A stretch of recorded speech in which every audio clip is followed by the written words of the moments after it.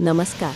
ये कहा जाता है कि मनुष्य में इतनी क्षमता है कि वो असुरों से भी नीचे गिर सकता है और अगर चाहे तो देवताओं से भी ऊपर उठ सकता है। सृष्टि में केवल मनुष्य ही वो प्राणी है जो परमात्मा तक की यात्रा तय कर सकता है और ये बात हमारे शास्त्र भी कहते हैं। गीता ज्ञान की इस नई श्रृंखला में मैं आरजे कार्तिक आपका स्वागत करता हूँ। हर बुधवार मैं गीता के अलग अलग अध्यायों के सार को सरल भाषा में समझाने की कोशिश करूंगा ताकि आपके मन में भी हमारे शास्त्रों को पढ़ने की जिज्ञासा पैदा हो। मैं स्वयं श्रीमद् भागवत गीता का अध्ययन करता हूँ, विशेष रूप से परमहंस स्वामी श्री अड़गड़ानंद जी महाराज द्वारा लिखित यथार्थ गीता का। इस श्रृंखला में जो भी ज्ञान मैं आपके साथ साझा करूंगा वो मैंने उन्हीं से सीखा और समझा है। अगर आप भी घर बैठे यथार्थ गीता मंगवाना चाहते हैं तो डिस्क्रिप्शन में दिए गए लिंक से आप इसे मुफ्त में ऑर्डर कर सकते हैं। महाभारत से जीवन तक गीता का गहरा अर्थ। श्रीमद् भागवत गीता के बारे में कहा गया है, एकम शास्त्रम देवकी पुत्र गीतम। महाभारत के युद्ध के मैदान में जब धनुर्धर अर्जुन दुविधा में पड़ गए तब भगवान श्री कृष्ण ने अपने श्रीमुख से इस महान ग्रंथ का ज्ञान दिया था। ये समझना महत्वपूर्ण है कि गीता का ज्ञान सिर्फ युद्ध जीतने के लिए नहीं था, बल्कि ये जीवन के संघर्ष में विजय प्राप्त करने का साधन है। गीता में वर्णित पात्र और घटनाएं प्रतीकात्मक हैं। क्षेत्र। भगवान कृष्ण स्वयं कहते हैं कि ये शरीर ही वो क्षेत्र है जिसमें अच्छे और बुरे बीज बोए जाते हैं। धर्म क्षेत्र, कुरुक्षेत्र। जब हम परमात्मा की ओर बढ़ते हैं तो यही शरीर धर्म क्षेत्र बन जाता है और जब हम मोह, क्रोध और लोभ जैसे विकारों में उलझते हैं तो यही शरीर कुरुक्षेत्र बन जाता है। ये संघर्ष हमारे भीतर ही चलता है। पांडव यानी दैवी संपदा। ये हमारे अंदर के सद्गुण हैं, जैसे धर्म यानी युधिष्ठिर, अनुराग यानी अर्जुन, भाव यानी भीम और सत्संग यानी सहदेव। कौरव यानी आसुरी संपदा।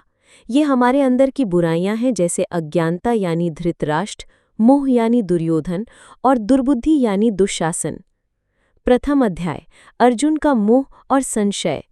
गीता के पहले अध्याय, जिसे अर्जुन विषाद योग भी कहते हैं, उसमें अर्जुन युद्ध के मैदान में अपने ही सगे संबंधियों को देखकर दुखी हो जाते हैं। उन्हें लगता है कि ऐसा युद्ध किस काम का जिसमें अपनों को ही मारना पड़े। उनके हाथ से धनुष गिर जाता है और वो पूरी तरह से मोह और संशय से घिर जाते हैं। अर्जुन अपने मित्र कृष्ण से कहते हैं, हे कृष्ण, मुझे इस युद्ध में कोई लाभ नहीं दिखता। मैं अपने कुल को मारकर कैसे सुखी हो सकता हूँ। वे तर्क देते हैं कि कुल का नाश होने पर स्त्रियां दूषित हो जाती हैं और वर्ण संकर पैदा होता है। परंतु भगवान कृष्ण इस भ्रम को तोड़ते हैं।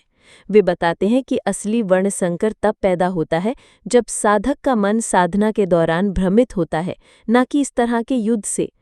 ये पहला अध्याय हमें सिखाता है कि भक्ति के मार्ग पर सबसे बड़ी बाधा हमारे अपने ही पारिवारिक मोह और संशय होते हैं।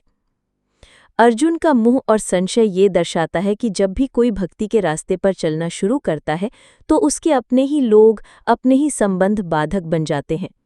इस स्थिति में अर्जुन पूरी तरह से भगवान कृष्ण के सामने समर्पण कर देते हैं।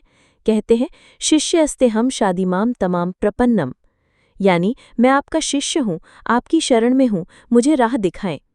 यही वो क्षण है जब एक साधक वास्तव में परमात्मा के सानिध्य में आता है और साधना की यात्रा शुरू करता है। भगवान कृष्ण अर्जुन को संभालते हैं और उन्हें सही मार्ग पर चलने के लिए तैयार करते हैं। गीता के कुछ और प्रतीकात्मक पात्र। भीष्म यानी भ्रम। भीष्म पितामह भ्रम का प्रतीक है।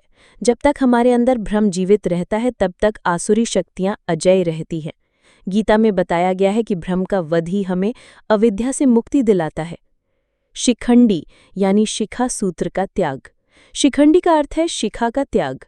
शिखा लक्ष्य का प्रतीक है और सूत्र संस्कारों का। जब साधक अपने लक्ष्य को प्राप्त कर लेता है तो संस्कारों के सूत्र टूट जाते हैं और इसी अवस्था में भ्रम का नाश होता है।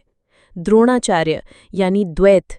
द्रोणाचार्य द्वैत का प्रतीक है, यानी ये भावना कि हम और परमात्मा अलग अलग है।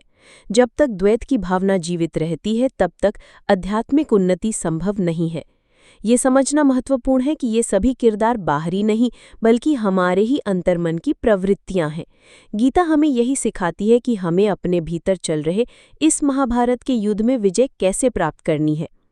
अगले बुधवार को हम गीता के दूसरे अध्याय में प्रवेश करेंगे, जिसमें भगवान कृष्ण अर्जुन को सांख्य योग का ज्ञान देते हैं।